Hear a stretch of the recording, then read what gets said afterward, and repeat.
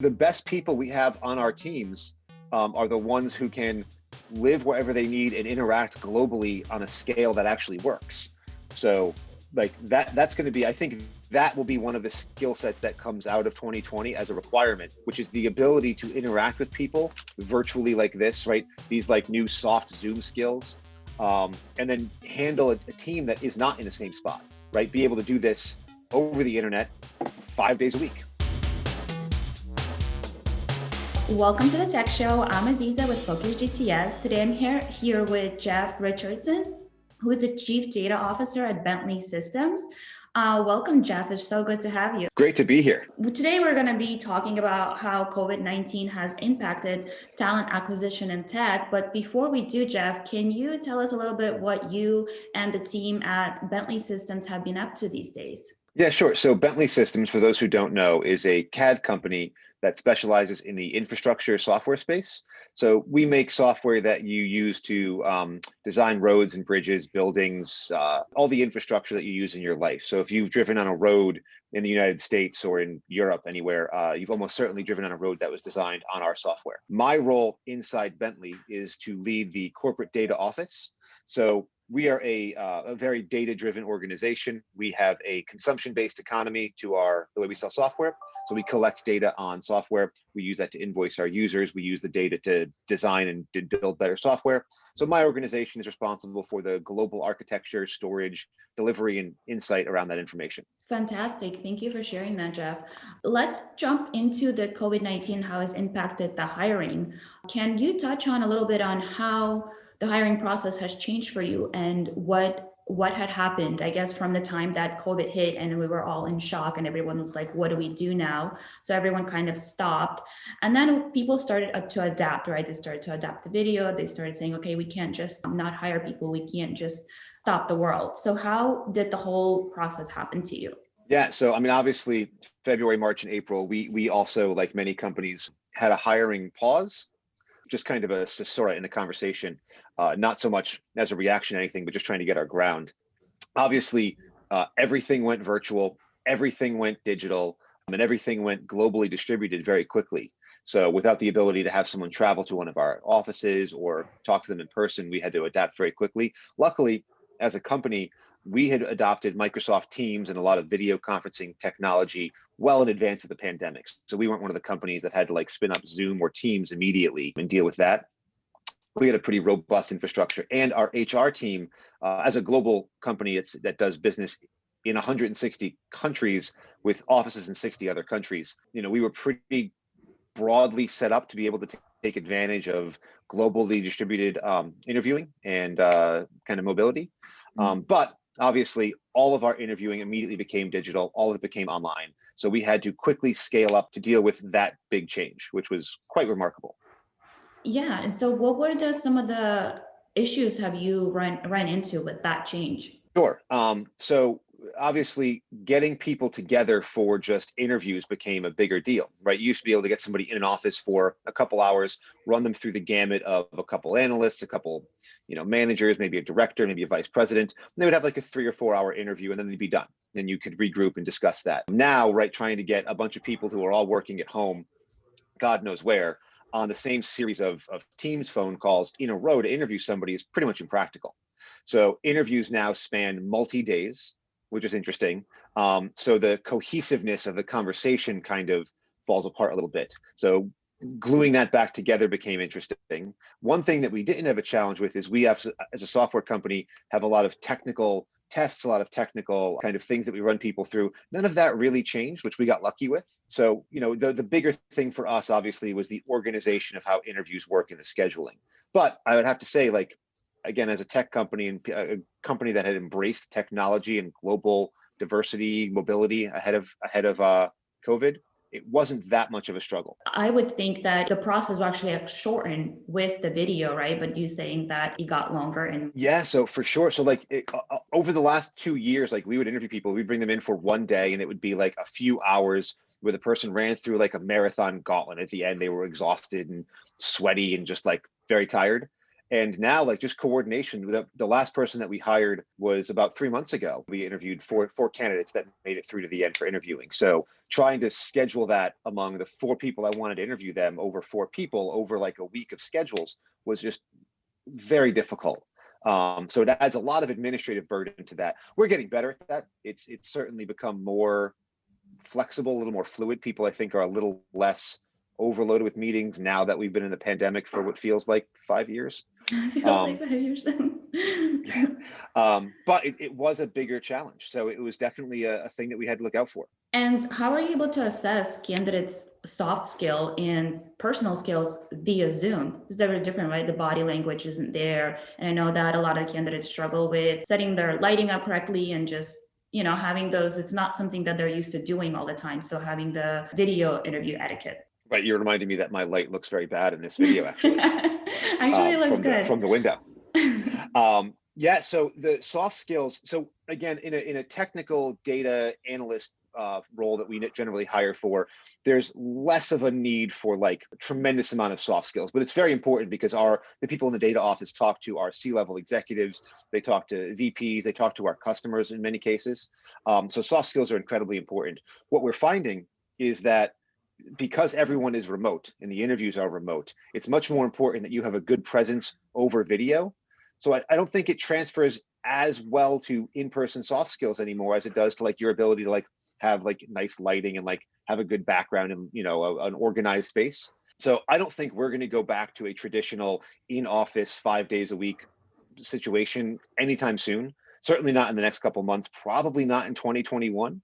So interviewing people remotely for jobs that are almost certainly going to be remotely, I think gives us a bit of a benefit to see how they're going to handle working remotely as well. So it became like an accidental positive there that all the interviews are remote and they're going to be working remote from now on.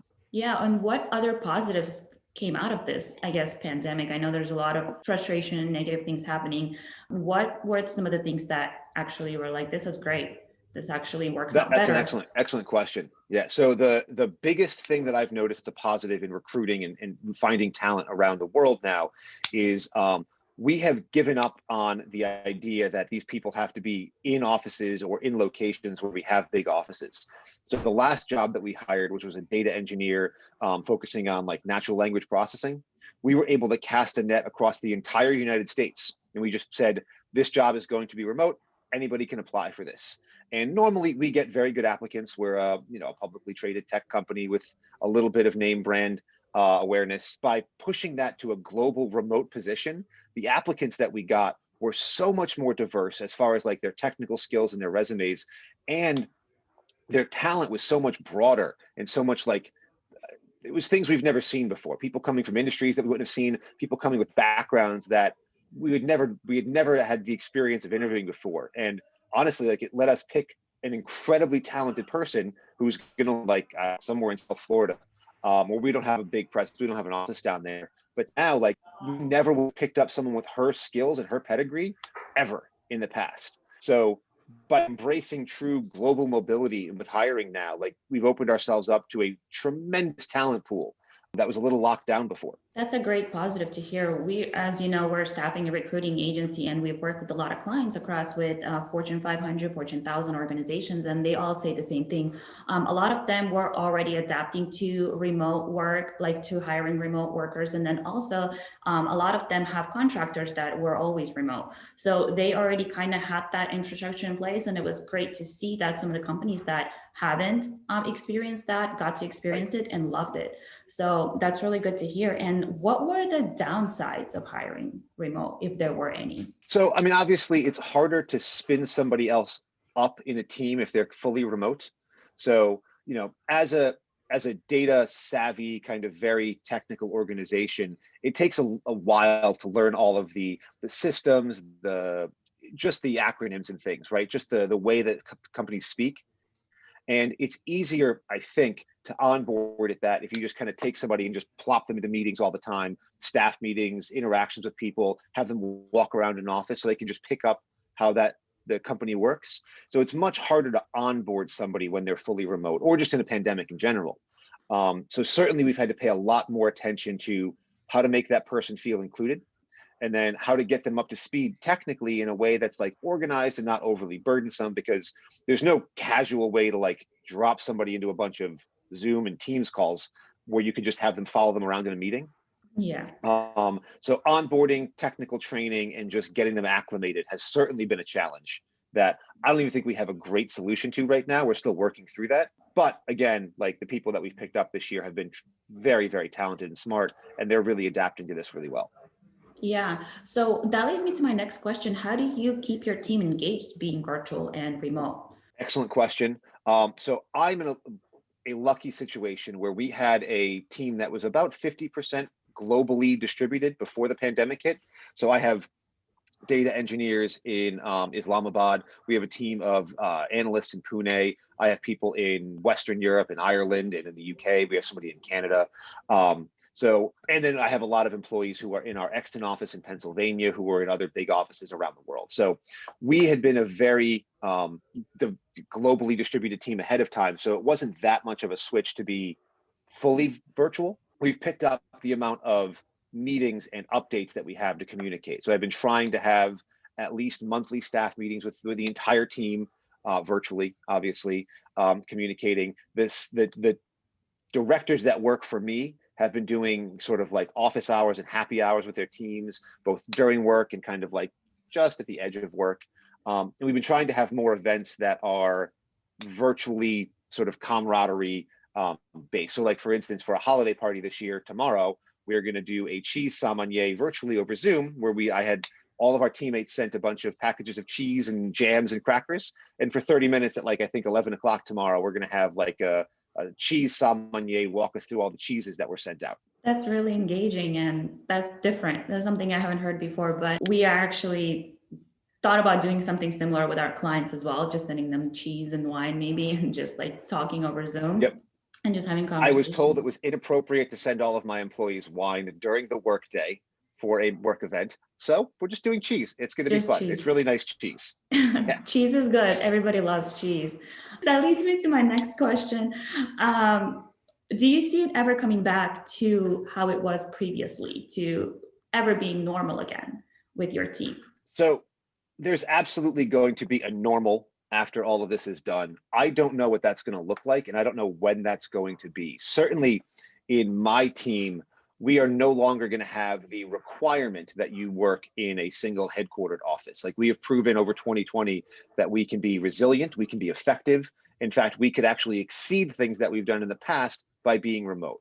So there's no point in putting that burden back on people that they have to be somewhere. That said, I do think that a good portion of the people, certainly on my team, have expressed the need to just have those interactions with people, maybe for like personal fulfillment, but also just to like be more effective. So I think whenever things get back to a new normal, we'll probably be several days in the office as a team, people who live around the office that can get here. No more 5 days, maybe like 2 days in the office. I don't even know if we're going to have like the same size of office in the future. I fully expect that many companies, many corporations are going to reduce their physical footprint in one location, more of like a hoteling situation going forward. And then personally for me, like, the way we've hired this year has been amazing and incredibly positive. So I don't want to go back to a situation where we have to get people to say they want to move to Philadelphia to work for a company anymore. Like, if you want to live in Akron, or if you want to live in Cincinnati, or if you want to live on an island in the Caribbean, like, as long as you have a good internet connection and you can get your job done, like, fantastic. Please do that. That's great to hear, because that's something that I think a lot of people are evolving into. A lot of the times it was, you can get talent because people are not willing to relocate. They have family, they have obligations, or whatever it else they may be. Maybe they love where they live. And now you have access to talent across the whole world if you wanted to hire anyone you wanted and have them be on your team, right? Yeah. Yeah. I mean, the best people we have on our teams are the ones who can live wherever they need and interact globally on a scale that actually works.